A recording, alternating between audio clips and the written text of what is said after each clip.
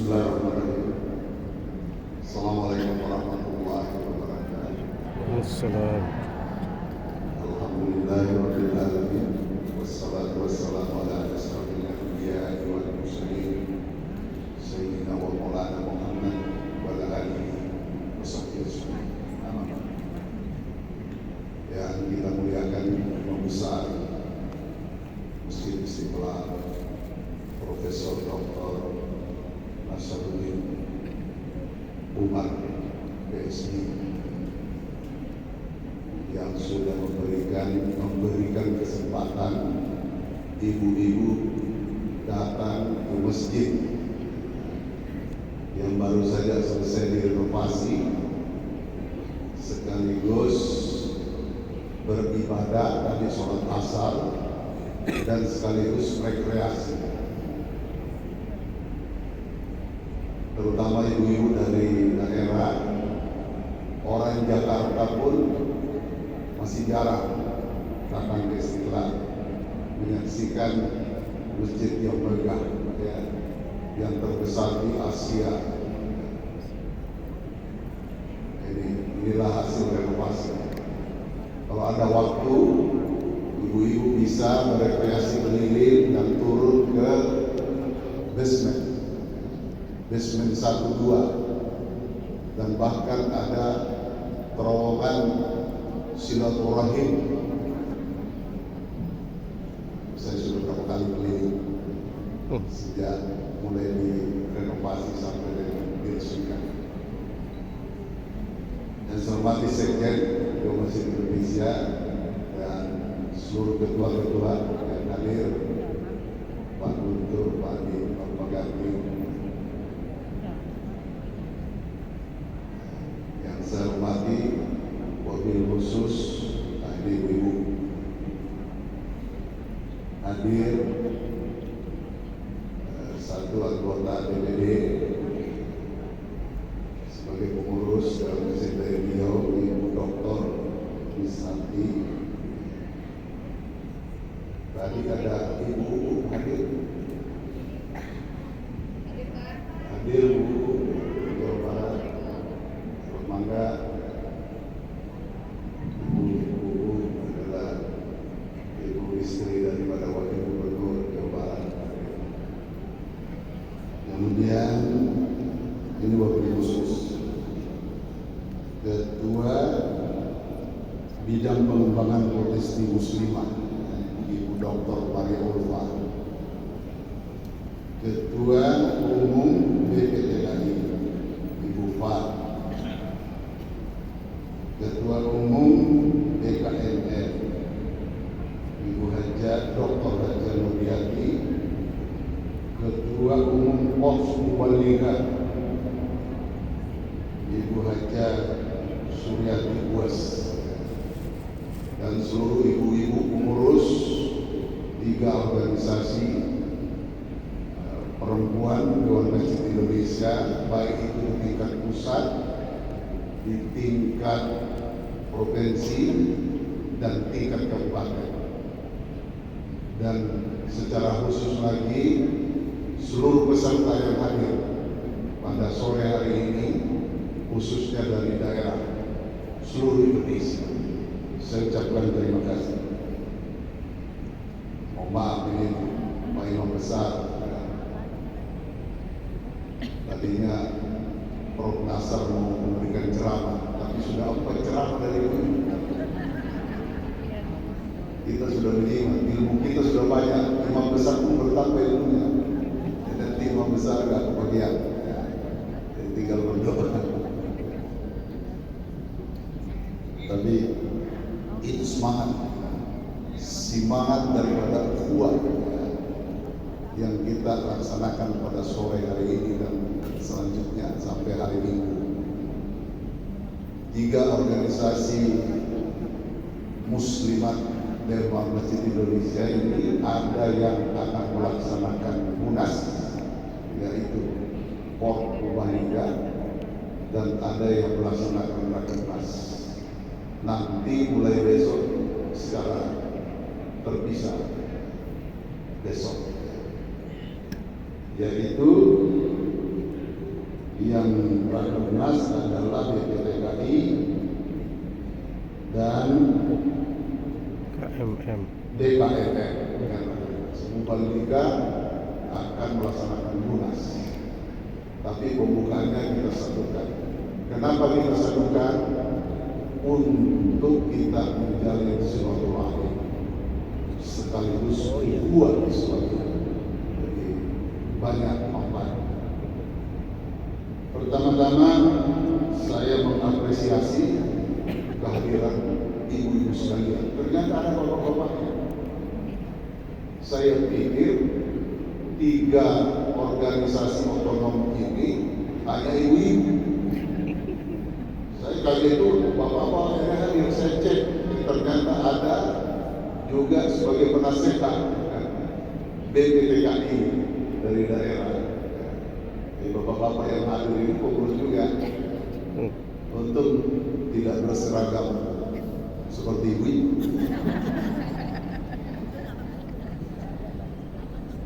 Saya baru tahu kalau pengurus muslimat Dewan Organisasi Muslimat Dewan Masjid ini ada bapak-bapaknya. Pak Sekjen nggak pernah cerita sama kita. Mungkin Pak Sekjen nggak tahu juga. Alhamdulillah. Jadi ukhuwah Islamiyah. Tentu saya minta maaf pada kesempatan yang baik ini karena saya sudah mengundur acara ibu-ibu. Seyogianya 2 September mau dilaksanakan. Tapi ibu-ibu dengan tenang menunggu saya. Saya sudah bilang silakan aja, tapi katanya tetap menunggu saya. Ya sudahlah, saya kembali di atas tanggal 10 saya sampaikan. Karena saya berkeliling dalam rangka juga untuk ukhuwah. Tadi saya sudah laporkan ke Imam Besar bahwa perjalanan saya bukan perjalanan jalan-jalan, tapi perjalanan silaturahmi, ukhuwah Islamiyah, ukhuwah Insaniyah. Karena di negara orang tidak ada ukhuwah wataniyah, hanya Islamiyah dan Insaniyah. Jadi itu, ibu sekalian, sekaligus saya menginformasikan bahwa ini saya bekerja di banyak kondisi. Saya harus melaksanakan tugas. Ini sudah tertunda 3 tahun. Undangan ini saya harus datang ke beberapa negara karena saya bekerja di 2 foundation internasional, satu di ASEAN, satu di dunia, di Liga Muslim Dunia, satu lagi di Islamic World, di Malay Islamic World. Saya sebagai Vice President 26 negara. Ini kebetulan sedang ada kongres di Kanada. Nah, saya tidak berangkat. Ini berangkat hari ini karena saya harus memenuhi janji saya ini untuk bersama-sama melaksanakan Rakernas dan Munas. Ibu sekalian, pada kesempatan yang baik ini dan tentu sedikit pengalaman yang perlu saya sampaikan, saya kemarin ke Islamic Foundation yang di Prancis, Islamic Foundation yang di Amerika, di New York. Saya juga bertemu dengan umat Islam yang berasal dari Indonesia di Masjid Al-Hikmah di kawasan Queens, New York. Dan saya ketemu dengan majelis taklimnya, seperti ibu-ibu ini. Cuma di sana tidak ada BPTKI dan Mubalighah, yang ada majelis taklim. Semangat sekali ibu-ibunya, cukup banyak. Ya, ada kira-kira 1000-an lebih juga. Saya juga ke Islamic Center New York, saya ke Islamic Foundation Geneva, dan terakhir ke Islamic Foundation di London. Itu tugas-tugas saya di bekerja di Islamic Foundation di luar. Sudah selunas. Makanya saya sudah kembali. Ditutup dengan ibadah umroh. Ditutup dengan, jadi setiap kita pergi ditutup dengan ibadah umroh. Oh sekalian, ibu-ibu ini adalah membidangi 3 organisasi otonom. Jadi kata sekjen bukan badan otonom, organisasi otonom. Jadi tolong dicatat. Jadi ini dirubah Pak Sekjen apa ini? Bukan dari dulu organisasi otonom. Ya. Kelihatannya lebih gagah kalau organisasi otonom, lebih luas jangkauannya dibanding badan. Kalau badan seperti ini satu badan tapi organisasi otonom ini adalah intinya adalah membidangi pembangunan sumber daya manusia. Ingat ibu-ibu bahwa bangsa kita ini sekarang penduduknya 273 juta jiwa. Penduduk nomor 4 di dunia setelah China, India, Amerika Serikat, dan Indonesia. Dari 273 juta penduduk Indonesia, hampir 200 juta umat Islam. Umat Islam Indonesia adalah umat Islam yang terbesar di dunia.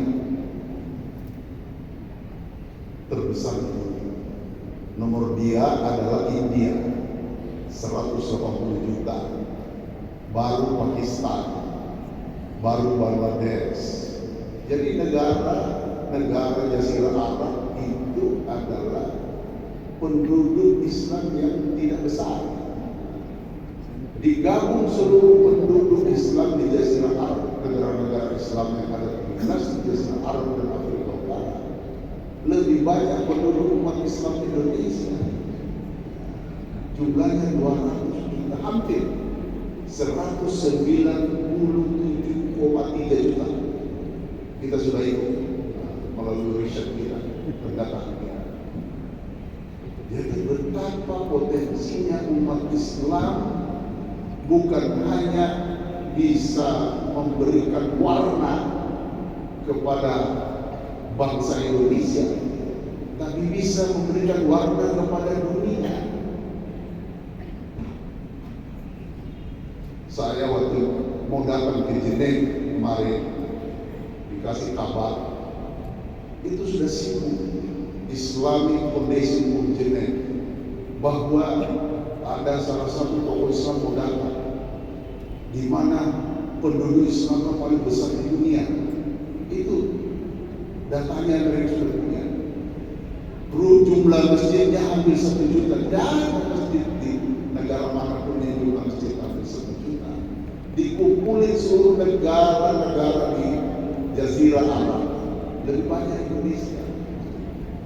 Ini Prof. Nasar sudah keliling dunia. Beliau paling sering ke Amerika dan negara-negara barat, berceramah, berdakwah, bersosialisasi, baik itu sesama umat Islam maupun kepada umat lain. Jadi itu kita lakukan sekarang. Kenapa? Supaya umat Islam ini lebih dikenal, lebih mencerminkan nuansa. Sebagai umat Islam Indonesia bukan hanya mencerminkan nuansa Islam dan menyinari seluruh dunia, tapi memberikan cerminan tentang budaya bangsa Indonesia yang kita kenal dengan budaya gotong royong, yang punya Pancasila, yang mempunyai Bhinneka Tunggal Ika, yang lebih kaya dibanding dengan negara-negara atau umat-umat Islam di negara lain. Saya ini adalah the Vice President the Malay Islamic Forum, 26 negara di dunia, tapi tetap selalu Indonesia yang menjadi pemikiran panutan. Oleh karena itu, ini tantangan bagi kita, terutama ibu-ibu, terutama 3 organisasi. Kenapa? Akan mendidik ya, BPTKI, Waliko, atau BKNM, semuanya itu mendidik. Semua mendidik. Menghasilkan tunas-tunas baru, generasi penerus bangsa Indonesia dan generasi penerus keumatan, baik itu di Indonesia maupun di dunia. Oleh karena itu berat sekali beban kita, ibu-ibu sekalian, terutama ibu yang paling berat, karena mendidik bukan hanya di rumah. Dari rumah saja ibu sudah mendidik, belum beban tugas sebagai organisasi atau pemimpin organisasi atau pengurus organisasi. BPTKI tamankan tanah Islam seluruh Indonesia. Berapa jumlahnya? Berapa jumlahnya? Banyak sekali. Kemudian Mubaliko mendidik, berceramah di mana-mana, ibu-ibu yang Mubaliko. Kemudian BKNM, majelis taklim masjid, majelis masjid. Jadi itu. Oleh karena itu, tantangan ini harus kita tekuni bersama, kerjakan bersama-sama untuk menghasilkan generasi sumber daya manusia yang unggul. Ingat, kita ini Indonesia emas itu 2045, tinggal 26 tahun lagi. Sekarang 2022, tinggal 23 tahun. Kita akan menyongsong 100 tahun Indonesia merdeka. Sebelumnya 8 tahun yang akan datang, 2030, kita akan menyongsong generasi demokrasi yang demografi yang bonus yang kita kenal dengan bonus demografi. Anak-anak muda kita, adik-adik kita akan memegang tempat-tempat strategis dari seluruh aspek kehidupan bangsa. Aspek kehidupan dalam konteks beragama, di bidang ekonomi, di bidang ilmu pengetahuan, kedokteran, teknologi, macam-macam. Itu akan dipegang oleh bonus demografi di tahun 2030, yaitu 76% akan dipegang oleh generasi muda yang umurnya 55 tahun ke bawah. Jadi bukan lagi bukan lagi saya sudah 61 tahun, bukan lagi Prof. Nasr, tapi generasi. Oleh karena itu, pada acara sore hari ini itu, yaitu Munas dan Rakernas, adalah momentum yang tepat untuk menyatukan visi, menyatukan misi kita sebagai bangsa Indonesia, anak bangsa Indonesia, dan sebagai umat yang dimana adalah Indonesia adalah umat terbesar di dunia dan penduduk Islam terbesar di Indonesia, menjadi tanggung jawab besar atas keberlangsungan kehidupan bangsa dan negara, dan tanggung jawab besar atas keberlanjutan generasi umat Islam yang unggul. Saya selalu katakan, kalau saya datang ke bicara di universitas atau di pesantren atau di mana, bahwa jadilah santri, luluslah sebagai santri, luluslah sebagai sarjana Islam, sebagai pendakwah, tapi jadi dokter pendakwah, jadi jadi insinyur, bisa merenovasi Istiqlal, pendakwah juga. Kemudian dia jadi pilot, tapi dia santri, Ini saya tunjukkan kepada bangsa. Karena tantangannya sangat besar, sangat kompetitif persaingan kita. Karena jumlah umat Islam sangat besar di Indonesia, maka cermin daripada bangsa itu ada di umat Islam, tanpa menafikan dari umat-umat lain. Oleh karena itu, kuat, akhlak, pendidikan, baik formal maupun informal. Itulah yang perlu saya gugah kepada ibu-ibu sekalian, khususnya yang akan melaksanakan Munas, akan melaksanakan Rakernas. Semoga pelaksanaan Munas selama 3 hari dan Rakernas selama 3 hari berjalan dengan baik, dan doa-doa kita selalu dijawab oleh Allah Subhanahu wa Ta'ala. Dengan mengucapkan Bismillahirrahmanirrahim, saya buka Munas Mubaliko Rakernas PKMM dan Rakernas PKI. Saya katakan secara resmi dibuka. Assalamualaikum.